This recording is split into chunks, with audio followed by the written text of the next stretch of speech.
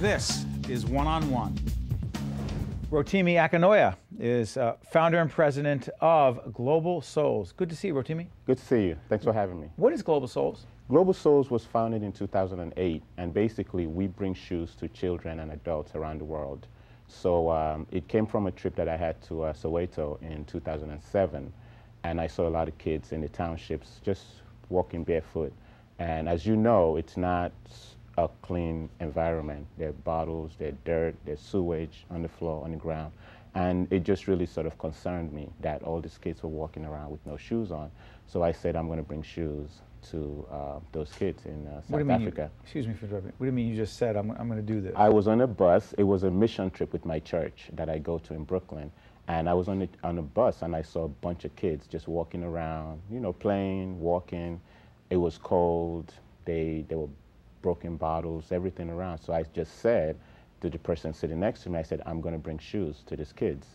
And that's where Global Souls started from in 2007. Well, what's interesting is we met through the Governor's Jefferson Awards. Yes. Through our partners at PNC and the Star Ledger, who sponsored that event, and some others. And you were, in fact, the 2011 ambassador of the New Jersey Governor's Jefferson Award winner. You were the winner of that award. You are an ambassador for making a difference, if you will.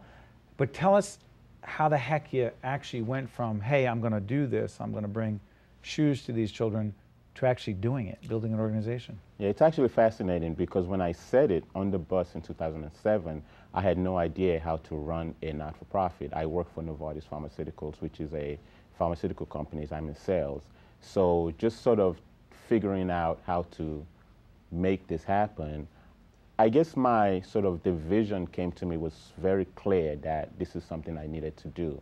So I guess that drove me to really do something that I've never done before. But did you have to create a not-for-profit organization? I had to create a 501c3 not-for-profit. You had to file with the government. File with the government. Account for all the dollars being raised. Well, there's not a lot of dollars right now, but yes. By the way, let's put up the website, so hopefully we can change it. Exactly. We're PBS, so we will let a not-for-profit, yes, in fact, share their information. And by the way, if someone were to give money, where would those dollars go?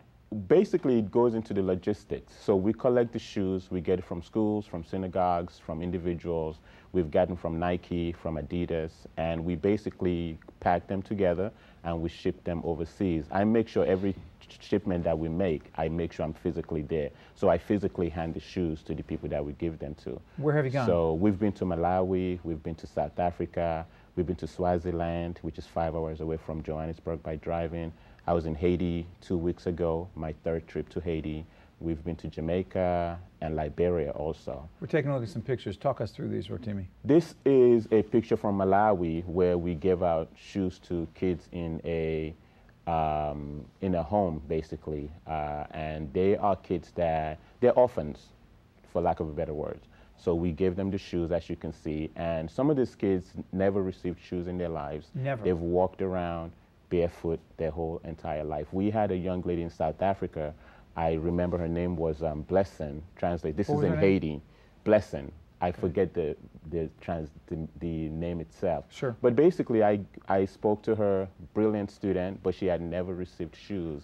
She was 14 years old, and I gave her 2 pair of shoes, one for the size she was in currently, and the other for the sort of a size above. What kind of reaction do you get from these kids? It's one of the ladies that we saw in South Africa in that picture, actually. She called it a bounty. She described it as a bounty. And she said, how did you find out about us in South Africa? And you're from where again? I said, I'm from Brooklyn. And she said, from Brooklyn, New York? Her facial expression was really like, wow, New York City to over here.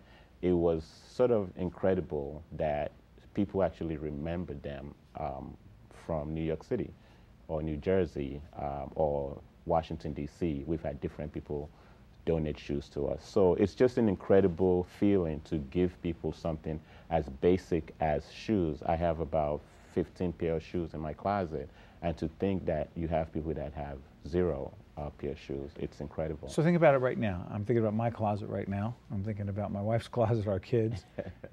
These shoes, I want to be real clear. Are they new shoes? Are they used shoes? What are we talking about here? That's a great question. We ask for new shoes, but of course people send slightly used shoes. Sure. Also, a lot of people wear shoes 2, 3 times and they just don't like them Right. anymore. We'll take those. Kids in high school, in middle school, elementary school, they grow out of their shoes really quickly. We'll take those shoes. Unfortunately, we do have people send in really, really, really badly worn shoes, and we're not able to accept those because we're actually not able to import them into other countries. But excuse me, but if someone were to send in $10, $20, whatever it is, that would go into purchasing new shoes. That would go into purchasing new shoes. That's a great question. When my church gave me $2,500 in 2008, they specifically said, buy shoes, not for the traveling, not for anything else. So what happens is I've spent a lot of my money for the flying, for the shipping. Your own money? My own money, And by the way, not only the flying, but go back, the shipping is not cheap.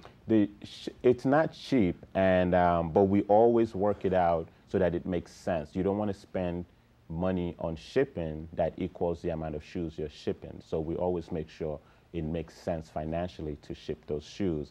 But ultimately, Global Souls wants to build a factory in places like Soweto, Swaziland, in Haiti. Well, our first a shoe making factory. We have a site in Haiti, and we are looking to build a factory so that people can make their own shoes and sell it to the country.